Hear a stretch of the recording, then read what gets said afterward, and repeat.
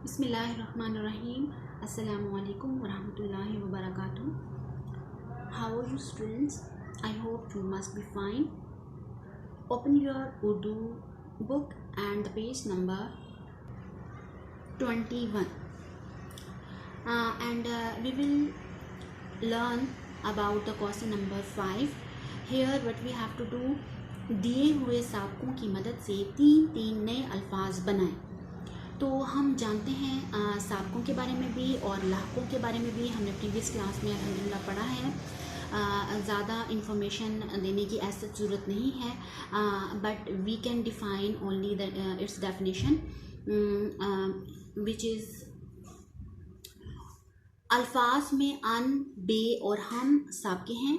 ऐसे अल्फाज जो किसी बामाना लफ्ज़ से पहले लगाए जाएं, उनसे एक नया बामाना लफ्ज़ बने, उन्हें साबके कहते हैं। यानी कि जो हुरूफ या अल्फाज जो स्टार्टिंग में लगाए जाते हैं और वो बामाना होते हैं, लेकिन उनके साथ दूसरे बामाना अल्फाज को मैच कर दिया जाए तो वो क्या कहलाते हैं? फर्स्ट वन साबका कहलाता है और the last one is called लाइका। ओके, तो हमने क्या करना है, उन्होंने हमें ना हर्फ दिया हुआ है तो हमने इसके साबके साथ में लाइके लगाने हैं। तो ना अहल, ना वाकिफ़, ना लाइक। इसी तरह इसके अलावा भी बहुत सारे हैं, आप वो भी पुट कर सकते हैं। कम है, कम ज़र्फ़, कम वक्त, कम उम्र।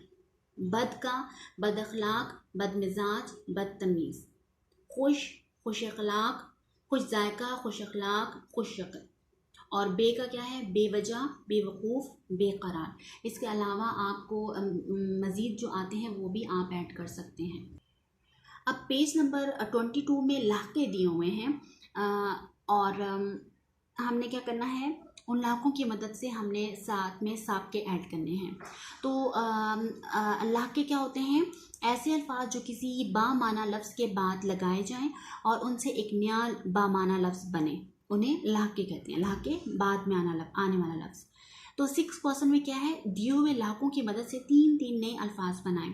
तो इधर क्या है, क्या गिवन है? लाहके गिवन है और साबके हमने जो है वो ऐड करने हैं। तो पसंद का नापसंद, दिल पसंद, खुद पसंद। खाना का अहले खाना, गुस्ल खाना, डाक खाना। और कार का नाकार, अहलकार, शाहकार। अच्छा जी, बंद है, कार बंद, पाबंद, चाको चौबंद। इस तरह बना सकते हैं। और सेकंड वन जो है, 7th जो क्वेश्चन है वो है जी, दिए हुए अल्फाज पर एराब लगाएं और दुरुस्त तलफ़ुज़ अदा करें। तो एराब आपने कैसे लगाने हैं कि जैसे मैं आपको प्रोनाउंसिएट करूँगी इन अल्फाज को, तो वैसे ही आपने एराब लगाने हैं। ख्वाहिश, वाव जो है इधर बोलने में तो दुरुस्त तलफ़ुज़ क्या है कि वाव ख्वाहिश में साइलेंट होता है। इसको जैसे बाज़ जो है वो ख्वाहिश पढ़ते हैं, ख्वाहिश, तो वो सही नहीं होता, ख्वाहिश, वाव साइलेंट है। तो जैसे ही मैंने इधर जो है खा के ऊपर ज़बर आएगी और हे के नीचे ज़ेर आएगी, शीन साकिन होगा, ख्वाहिश। निसाब, निसाब। जीना, मुअज़्ज़िज़। बंजर, बंजर। तो जो मैंने इसके जो है वो तलफ़ुज़ अदा किया है, इस तरह इसके एराब लगाने हैं। अच्छा जी, अब जो हमारा क्वेश्चन है, द नेक्स्ट क्वेश्चन है, इसके आपने जो है वो गलत जो सेंटेंसेस हैं उनको ठीक से अच्छे से लिखना है। हमें उसका करेक्ट सेंटेंस पता होना चाहिए और हम इसको कॉपी में भी अटेम्प्ट करेंगे। फर्स्ट सेंटेंस है, सुर्ख स्याही से लिखें। तो हमें जो उर्दू में सही कैसे बोलना चाहिए? सुर्ख रोशनाई से लिखें। स्याही तो ब्लैक कलर को कहते हैं ना, तो ब्लैक नहीं, सुर्ख रोशनाई से लिखें। अली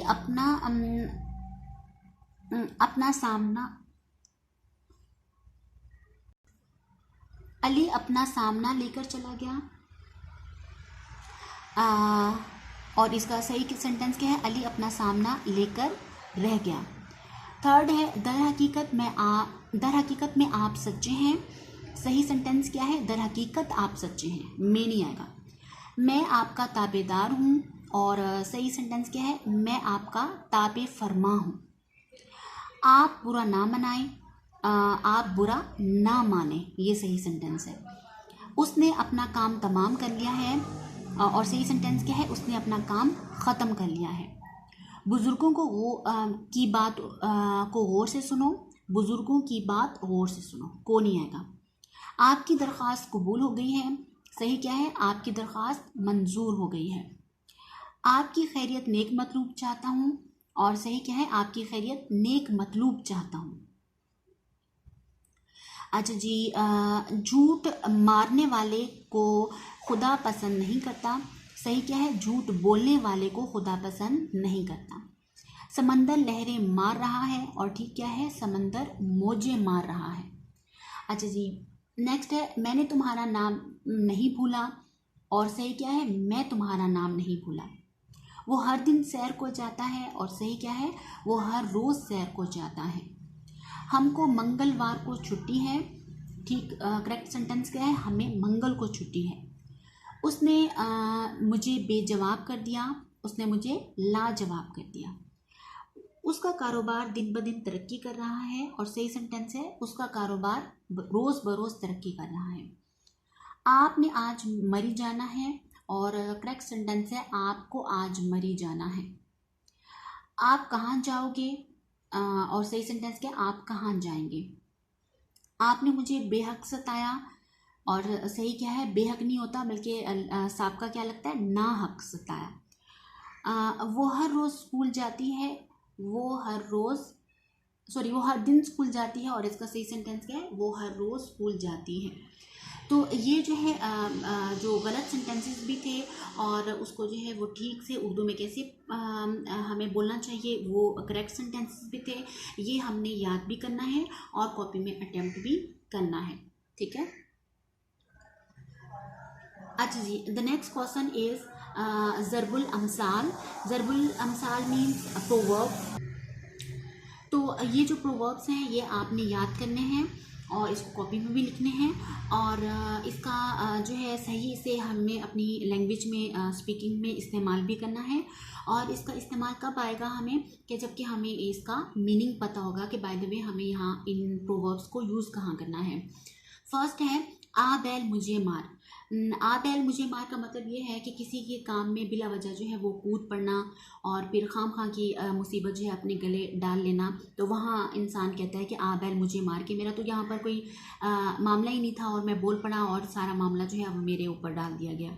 अच्छा जी, आप आए भाग आए, इसका मतलब है आपके आने से हमारे नसीब खुल गए, हमारी खुशकिस्मती है, और ये पॉजिटिव वे में इस्तेमाल होता है।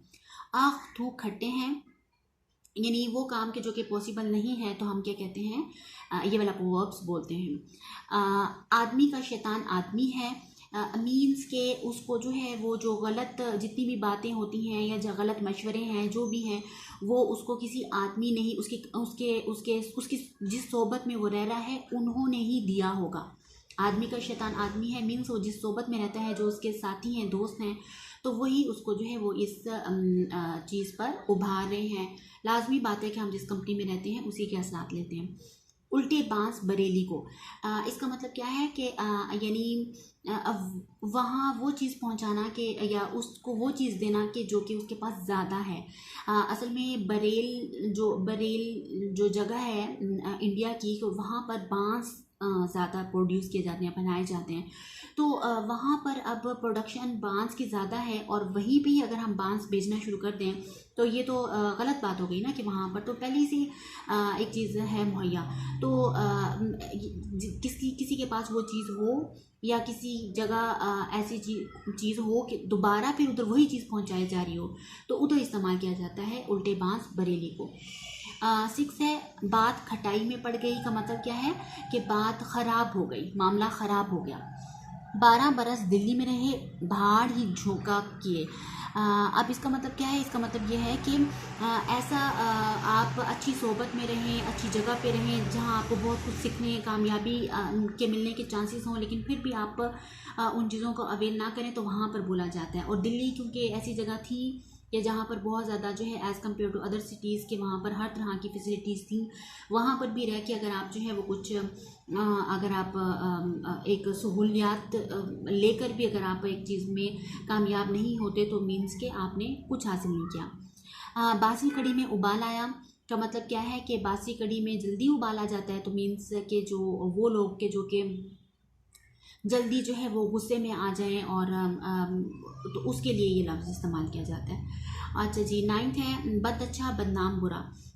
इसका जो जैसे ही समझ में आ रहा है लफ्ज़ बोला जा रहा है वैसे ही इसका मीनिंग है कि मतलब जो बदनाम के जो कि मशहूर होता है वो तो बुरा मशहूर हो जाता है, तो इस वजह से जो है वो तो लोगों की नज़रों में बुरा है, और लेकिन जो हकीकत में बुरा है और जो उसकी बुराई का लोगों को नहीं पता, तो वो तो ज़ाहिरी बात है अच्छा ही तस्वुर किया जाएगा ना। यानी हम ये कहते हैं बद से बदनाम बुरा, यानी बद इतना जो है वो इतनी बेइज्जती का सामना नहीं कर रहा जितना कि बदनाम को सामना है, अगरचे वो बुरा ना हो। अच्छा जी, बूढ़ी घोड़ी लाल लगाम। ये जो है किसके लिए बोला जाता है कि जो कि उम्र रसीदा हो, चाहे वो मर्द है या औरत है, और वो जो है जवानों वाली अगर गेटअप अपनाएं, बनाओ संघार अपनाएं, तो उसके लिए कहा जाता है कि बूढ़ी घोड़ी लाल लगाम। तो ये वाले मुहावरे भी आपने कॉपी में अटेम्प्ट करने हैं और अच्छे से याद भी करने हैं, और आपको इसका मीनिंग भी पता होना चाहिए।